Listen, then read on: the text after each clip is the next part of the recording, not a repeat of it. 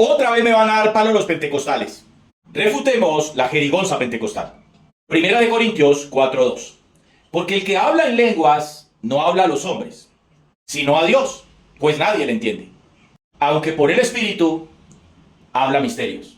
Resulta que este texto para los pentecostales es una especie como de santo grial. Ellos creen que allí es donde está la verdad absoluta, donde el apóstol Pablo le está revelando a la iglesia que hay un idioma, un dialecto, una lengua angelical. Y que claro, solo ellos lo hablan. ¿Y eso es verdad? Eso es verdad, solo ellos lo hablan. La iglesia primitiva jamás usó ese balbuceo que ellos llaman lenguas. Hagamos apología de esa falacia. Desde el capítulo 12 al capítulo 14, Pablo desarrolla un solo argumento. Capítulo 12, diversidad de dones. Capítulo 13, el amor regula todos los dones. Capítulo 14, cómo debe usarse correctamente las lenguas y la profecía. Aquí es donde voy a necesitar agua. Ay, Dios mío. En el contexto de esos 3 capítulos, el apóstol Pablo no está enseñando sobre un nuevo tipo de lengua. ¿Entendieron eso? Lo que Pablo está haciendo es que está corrigiendo el abuso del verdadero don. Ojo con esto. Ojo con esto. En todo el Nuevo Testamento, cuando se habla de lengua o de lenguas, siempre se usa la misma palabra. ¿Sí escucharon eso? Siempre se usa la misma palabra. Si por allí hay algún pentecostal, repita conmigo. Siempre se usa la misma palabra. Esa palabra es la palabra glosa. Esa palabra en el idioma original griego traduce única y exclusivamente 2 cosas. Lengua como el órgano humano y como idioma, dialecto o lenguaje extranjero. Lenguaje humano. Vale la pena decir esto. Esa palabra jamás se usó para referirse a un sonido sin ninguna estructura. Un balbuceo, un idioma celestial o un lenguaje angelical. Ojo aquí. En todo el Nuevo Testamento, ojo con esto, repito, en todo el Nuevo Testamento, la palabra glosa, habla, significa de un idioma haciendo referencia a un dialecto humano. Yo creo que a los pentecostales más bien les queda tal vez más fácil hacer su propia Biblia. ¿Cómo comprobamos eso, hombre? Por eso es que en Hechos capítulo 2 dice, cada uno les oía hablar en su propia lengua. Eso quiere decir que era un idioma real, audible y entendible. Si hay algún pentecostal por ahí, repita conmigo. Pablo nunca cambió el significado de esa palabra.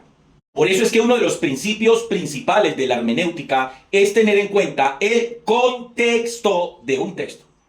Por ahí hay un pentecostal, repite conmigo. La importancia de tener en cuenta el contexto de un texto. ¿Ya lo dijo? Bueno. ¿Y para qué eso? Hombre, para hacer una interpretación correcta de lo que estás leyendo. Es que no estás leyendo un periódico y tampoco estás leyendo la revista de Condorito. Ese es el problema del pentecostalismo con ese texto. Ellos lo interpretan aislándolo completamente. Ojo, solo cogen el versículo 2 y aíslan el versículo 2 de todo el contexto del capítulo, por no decir de toda la carta. ¿Por qué Pablo dice allí que el que habla en lenguas no habla a los hombres sino a Dios? Para poder comprender eso, es importante entender lo que Pablo no dice. Pablo no está diciendo allí que el que habla en lenguas no puede hablar a los hombres. Dice, no les habla. Gramática, señores. Gramática simple. ¿Por qué? La respuesta la da inmediatamente. Porque nadie le entiende.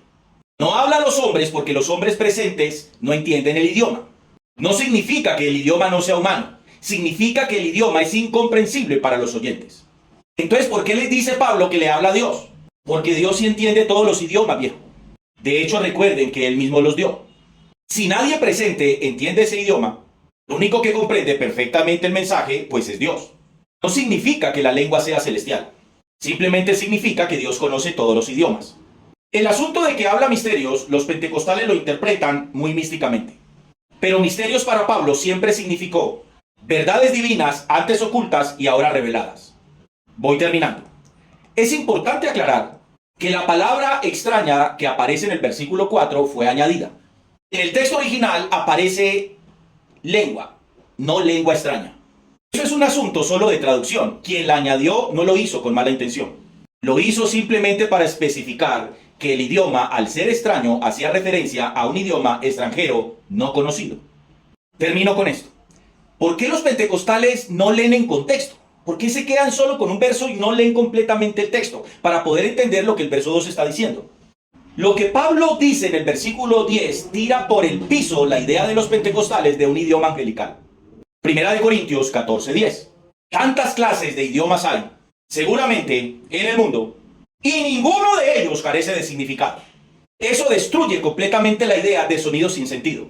Toda lengua a la cual Pablo se refería tenía significado, tenía sentido. Y terminemos con esto.